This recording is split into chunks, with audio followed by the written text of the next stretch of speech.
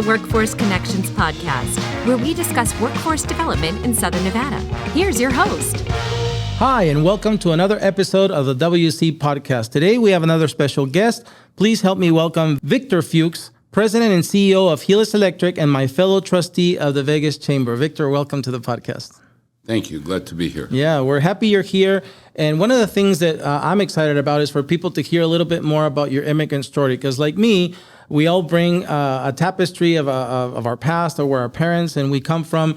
And I think yours is uniquely worthy of more people to know about. So tell us a little bit to get us started for our viewers and listeners. Talk about where you come from, how you got here. Tell us about that story.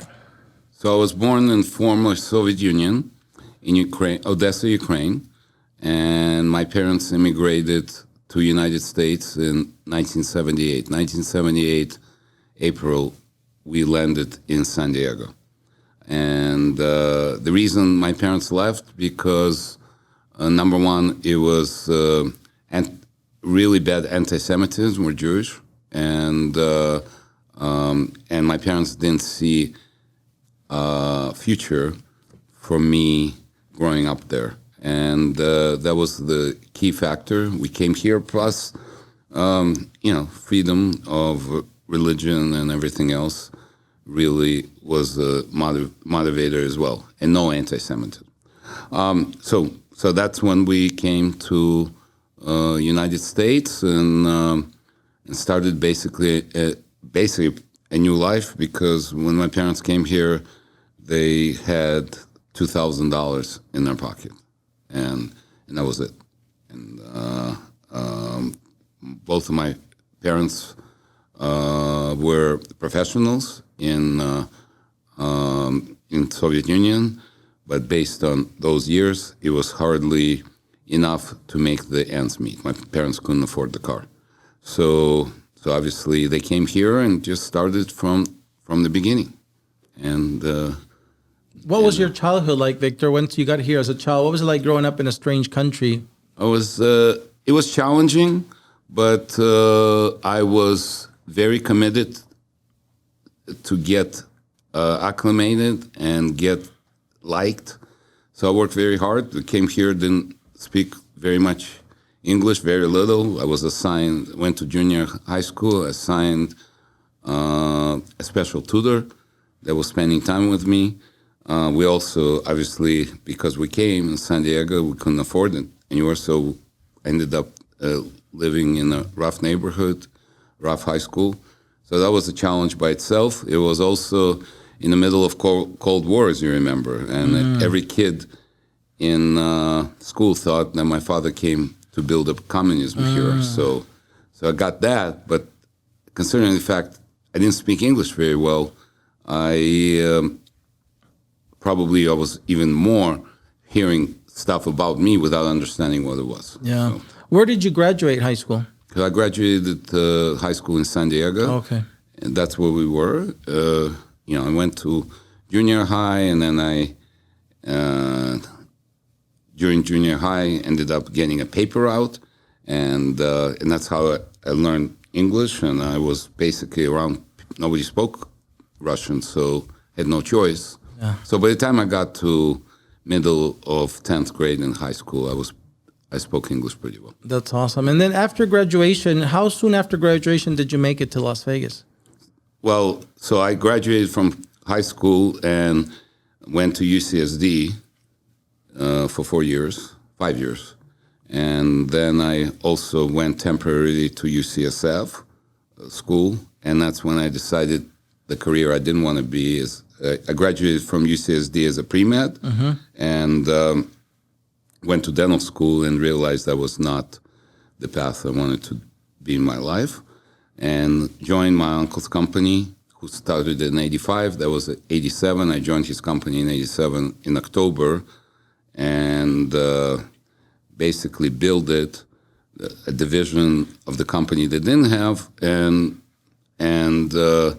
start branching out and building business. And there were some opportunities in Las Vegas in 1994 through the customer I was doing business in Orange County, and ended up reaching out. We ended up getting several jobs here, and in '95, I opened an office in Las Vegas. So we moved here October 1, 1995.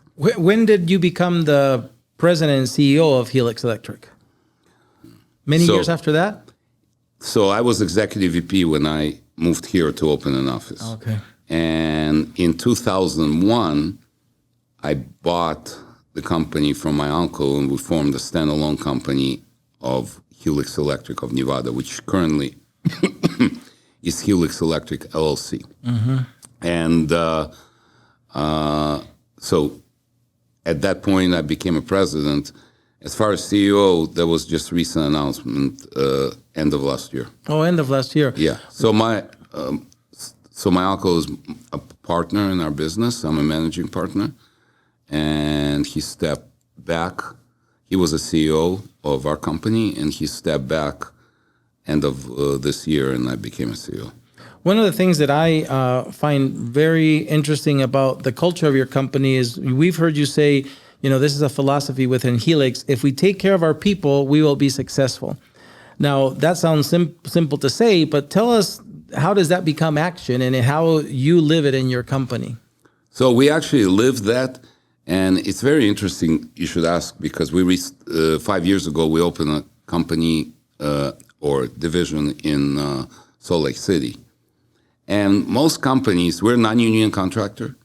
We currently have 1,200 employees that work for Helix. They're Helix employees. And our philosophy was always about people.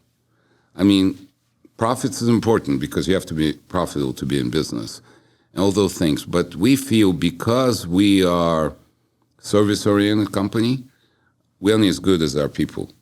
So, which is in Salt Lake City is a little bit different, and it's interesting when I meet new clients and I tell them, the philosophy in Salt Lake City, we need people to make us successful. At Helix, we say, as long as we take care of our people, they will make us successful. And my thing today is, number one, are we sure we living to our core values? Are we sure we taking care of people? Are we sure we treat people right? And I tell you something, we have 3 generations of people working for us today. Wow. And all 3 generations. And, we have long-term, we've been here in Vegas now, 30 years this year. And it's amazing. We have people that moved with me from California company, been working for us 30 plus years. Yeah, so, it's not usual for a company to say they have grandpa, father, and son in the company. That's unusual. Yeah. What does it mean beyond, of course, a good salary and good benefits? How else can you take care of your people? Well, number one, you treat them right. You follow your core values. You gotta, if people have issues, you gotta take care of them. We're much bigger today. When we were a little bit smaller, the first one, if we had somebody who had some critical illness or whatever, I would the first one call our medical people and make sure they take care of him. And actually, some people call. Not everybody, people don't call me about the razor cuts and stuff like that. But we're talking something serious. Yeah. Or they couldn't see a doctor for a couple, 2-3 weeks. Sometimes in Las Vegas, it's tough. I would do everything possible to make it happen. I've been here in town. I have a lot of friends, doctors, and sometimes I would call my friend and I said, can you make an exception, make arrangement? And it happens. And it goes a long ways. Yeah. And we also try to put people, we have a very extensive intern program. We try to bring, if somebody's kids are interested in an internship, we try to bring them on board. We promote as far as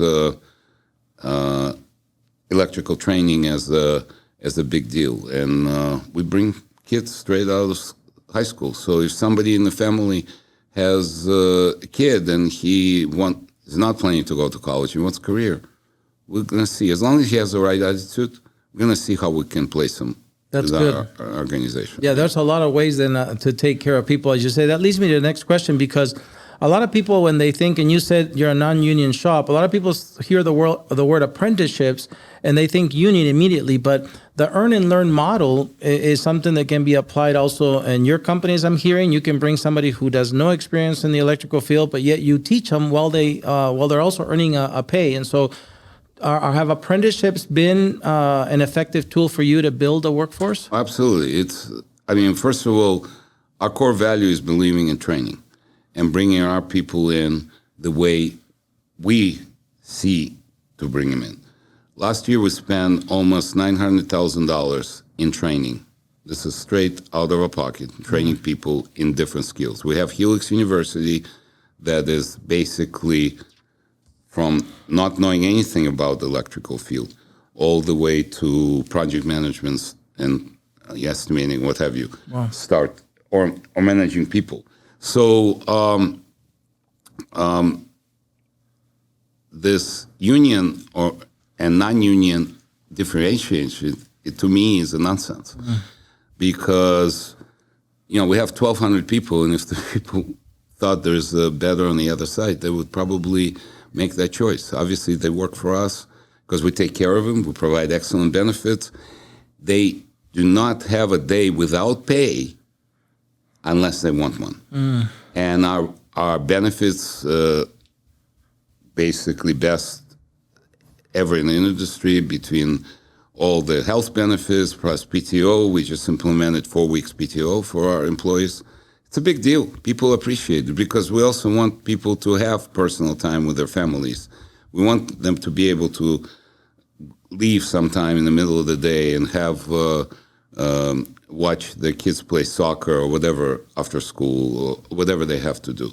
So we, as big of a company we are, we treat it as family. And I don't think, as a comparison to union guys work for the whole. They don't work for the company. Some key people do, but most of the people work for the whole. So what interest they have for that company to be successful? Absolutely not. Because if they don't work for this company, tomorrow they're going to work for that company.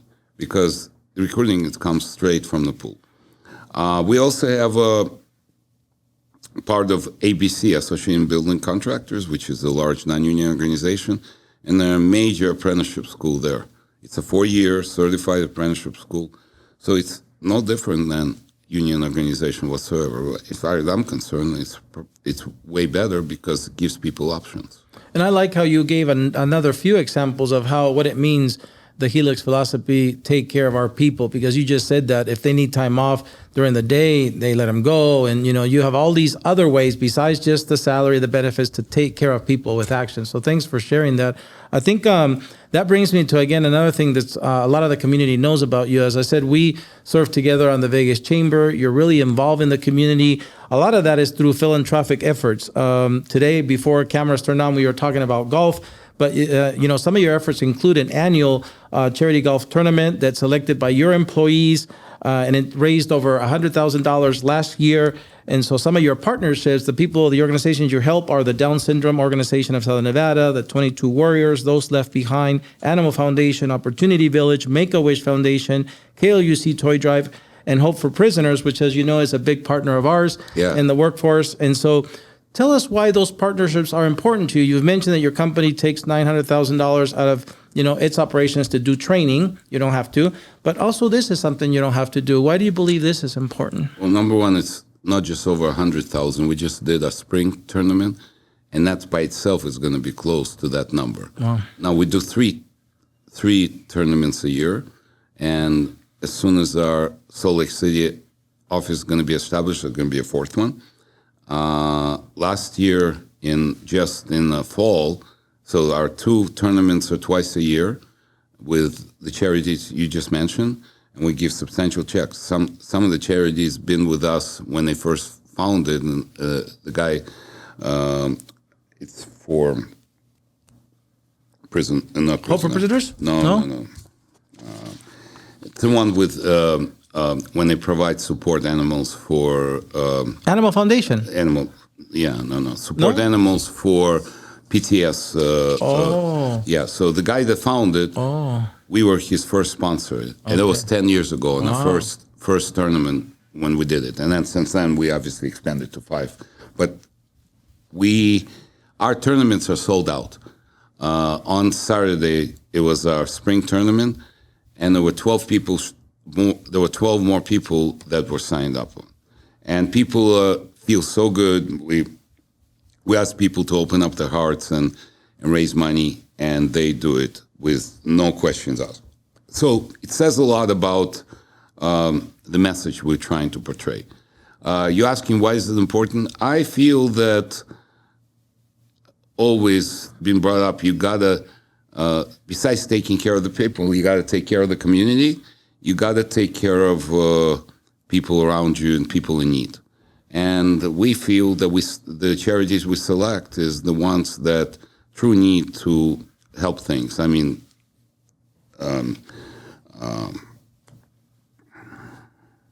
just went blank. Hope for Prisoners. Mm-hmm. When I met John Pounder and I saw his message, it's absolutely amazing, absolutely amazing. And we just built the work training facility. Vocational village. Yeah. Up there in Indian Springs. And I'm actually organizing event there for some of the leaders to come up there and have dinner and learn more about it. But inside the prison? Inside the prison. Wow. We're going to do that this coming year. Nice. Because people don't know about it. Yeah. And you look at this, so people make mistakes and they serve time, and then they get out without any skill set. And it's natural, if you were a criminal, people try to stay away from you. So what does it do? It pushes people back in the same thing because they got to survive, right? Yep. Here, for 2 years, we're going to build and give them skill set that once they get out, they are true technicians. And I'm not just talking about electrical, it's mechanical, masonry, framing. We got all the trades going. And we're in need.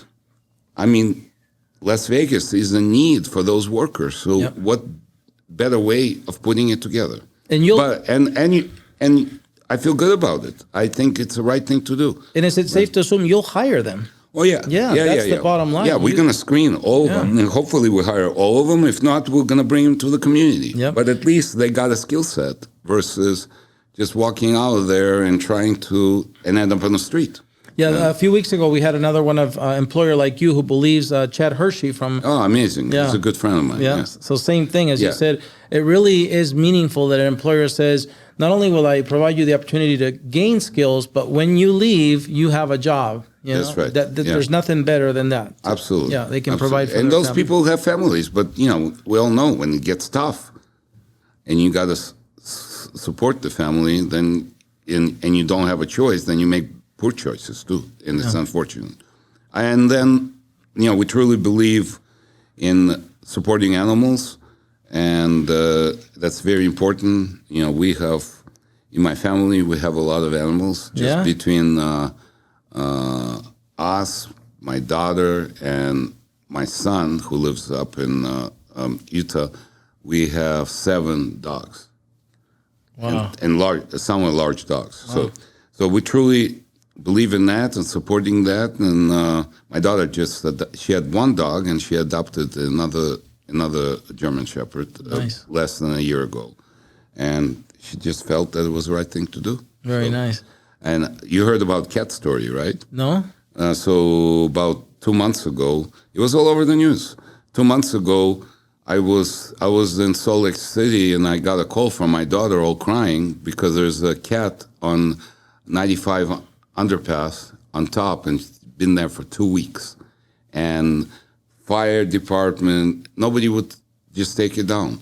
So I called one of my guys and within an hour we were there with a boom truck and got up there and took the cat down. It would not survive practically. Right. 2 weeks with being up there. Wow. Took it down. Now it's called, the cat's name is Helix. Of course. Yeah, Helix cat. Where does Helix live? Helix cat was adopted by one of my division managers. Wow. So it lives at his house. You can follow it. That's a great story. Yeah. Wow. So that leads me to the next question. A lot of us in the community know about Helix Electric, the good work that you do in large projects here.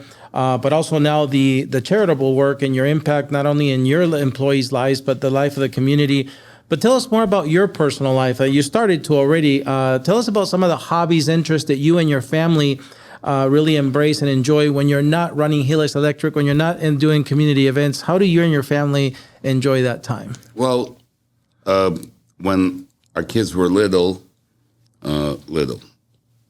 till they, became formal adult. My son is married now. I just had a grandchild. Wow. We traveled a lot together. Our family skis. We have a place in Park City, so we spent a lot of time skiing. I love golf. Obviously, I was sharing with you that before, and I love that. And another hobby, sometimes fortunate and unfortunate, is my work. Yeah. So I have really 3 hobbies. I'm thinking a couple other ones maybe. I had some friends talking me into it, but I'm just trying to figure out, do I have enough time for all that? Yeah. And I also like going out. I'm a wine guy. I love wine, and I like to going out to a nice restaurant. So that's another thing I like to do. Nice. Tell me, what would be your favorite restaurant to have a nice dinner and wine here in Las Vegas? Oh my God, those guys are gonna have to pay you a lot Yeah, of money. we'll call them and say, Victor just gave you a commercial. How about? I'll just name 3. Yeah. This way, not to put anybody aside. I like it. Harlow up in Summerlin Mall is amazing. Jeff Fine is the owner there, and it's great. Guest House just opened up on South Las Vegas Boulevard. We built that. I haven't been there. Amazing place. Okay. Amazing place. Guest House? Guest House. Okay. Yeah. Amazing place. Really try great. that. It's right where the Tommy Bahamas used to be. In the town square. Yeah, right in the middle of town square. Okay. And then Chef Mark by Squeezy over on Rainbow and Blue Diamond. He's had several, right? Yeah, but he's really stepped it up. Okay. In fact, I'm going there tomorrow night. Okay. I'm probably there every other week. Oh, yeah. Or sooner. And there is also Enema and Edo over at Gramercy Mall. Oh, yes. Gramercy. Yes. It's an amazing place. So Edo, if you like Spanish tapas, the best. Yeah. The best. Edo, yeah. I agree. That's really good. Yeah. And you also mentioned golf. If you could pick your 3 top golf courses here, what would they be? Las Vegas. Maybe, yeah. We're just going to go Las Vegas because yeah. otherwise it's very hard. I know it's very hard. Well, Southern Highland is the best. Okay. And the only reason I'm not a member there because I live too far. Okay. But I'm a member at TPC and Spanish Trail, and Cascada is also great. But Southern Highlands is probably, if I was lived any closer, I probably would be a member there. All right. Yeah. So, Victor, one of the things that I always think about is, we, of course, gain wisdom and knowledge as we age. We learn from our mistakes and our successes. And I always think, boy, if I would have known this when I was 18, And then I remember when I was 18, I didn't want to listen to anybody. So I wonder if I would listen to myself now. But what advice would you give somebody who's 18, an immigrant like you and I maybe, that really identifies with your story and says, I want to own a company one day that not only makes money, but gives back, takes care of employees, helps the community. What secret sauce would you say? Well, then focus on this if you want to get there. What advice would you give that young person? Well, number one, if you want to own your company, forget about 8 to 5 type of 40-hour week. It just doesn't happen. And the thing is, it's kind of like when you went to college, you didn't know anything, but you put in the time and you learn.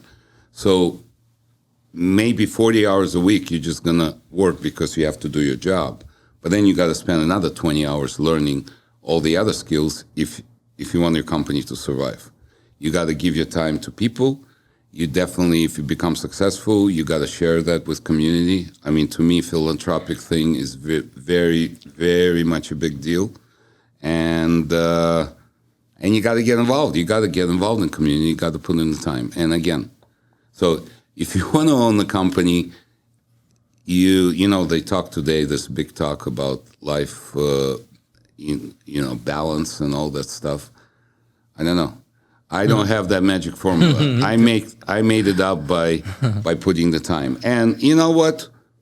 I probably sacrificed some things in my life. Like there was no family dinners unless it was Saturday and Sunday. Yeah. The other thing is, if you have customers, you better take care of them. You know how they say, if you don't take care of your customers, somebody else will? Yeah.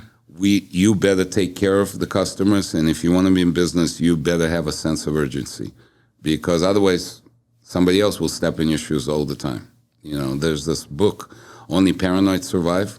Well, that keeps, it's Intel guy that wrote that book. Only Paranoid I like the Survive. title. Only Paranoid Survive. Yeah. My life been always paranoid because I was always afraid to fail, so I would do extra not to do that. I got to read that book. Yeah. I like the title. Victor, it's been very enjoyable to have you here. Again, I'll probably see you at the next Vegas Chamber event. But before we leave, I wanted to ask you, is there any events coming up, whether with Helix Electric, your philanthropic work, that you want our listeners, our viewers to know about? Because we'll put the dates and the information here on the screen if there is. Any initiatives or things that you would like to share with us coming up? Any events coming? Well, last week I would have told you about the golf tournament. We have a fall golf tournament coming up. Good. And again, it gets signed up very quickly. We are looking for sponsors. There's plenty of opportunity for the tents. And how does that happen? Through your website? No. Oh, they would contact Frank Farina in our office. Okay. Is in charge. We actually have a position in our company. Wow. He's in charge of all the philanthropic activities and stuff. And we are looking for sponsors because we like to break the mark of raising the money. Yep. Nothing more that I would like to share it with people, and these kids over in Down syndrome, they became my friends now. They all sit there at the tournament, and I walk up there when we play golf, high-fi and everything. And it's amazing, the smile on their faces, because, it's great to helping them out. Yeah. So, we're looking for sponsors. If anybody would like to be charitable, open up their heart, we definitely would take it, and we'll make sure they're well known for their efforts. Okay, we'll make sure we put that on the screen, Frank's name, and the number you can call the office. Yeah, I'll give you the number. All right. Yeah. Very good. Perfect. Thank you for being here, Victor. Absolutely. Thank you. Thank you for inviting me. It was great. It was a pleasure. Yeah. Well, that's it for another episode of the WC Podcast. We hope to see you at a future one. Until then, stay safe.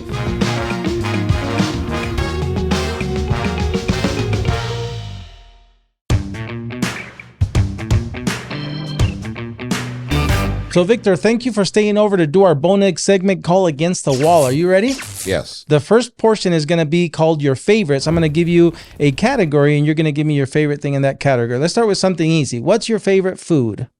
Sushi. Your favorite wine with that sushi? Sake. Your favorite season of the year? Winter. Favorite type of music? Rock and roll. Favorite book or movie? Favorite book or movie? Godfather. Favorite city to visit? Venice. Favorite place to golf? Oh. Tough one. Oh, I just was in Bend Dunes. All right. Yeah. Favorite college sports team? USC. Favorite professional sports team? Raiders, unfortunately. Awesome. You made it through the first segment. The second one's called Tough Choices. So I'm going to give you two choices. Hopefully you're going to pick one. You ready? Vacation or staycation? Vacation. When you go to your vacation, stay at a hotel or Airbnb? Hotel. Red wine or white wine? Red wine. Retire on a ranch someday or in the city? I'm not retiring. Day by the ocean or hiking in the mountains? Skiing in the mountains. Skiing in the mountains. If you were a superhero, Victor, would you rather have the ability to fly or breathe underwater? Fly. The ability to speak with animals or speak any foreign language? Probably foreign language. Here comes the toughest ones. Actions or words? Actions. Justice or grace?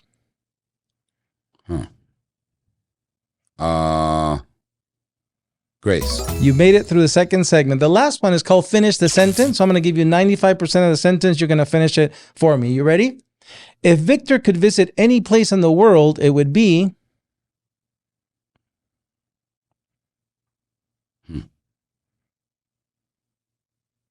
Again or Yeah. first time? Again, you could have been there any place in the world. Israel. Israel. The best part about living here in Southern Nevada is No taxes. Victor's favorite thing about his job at Helix Electric is Taking care of people. if Victor could travel back in time, he would travel to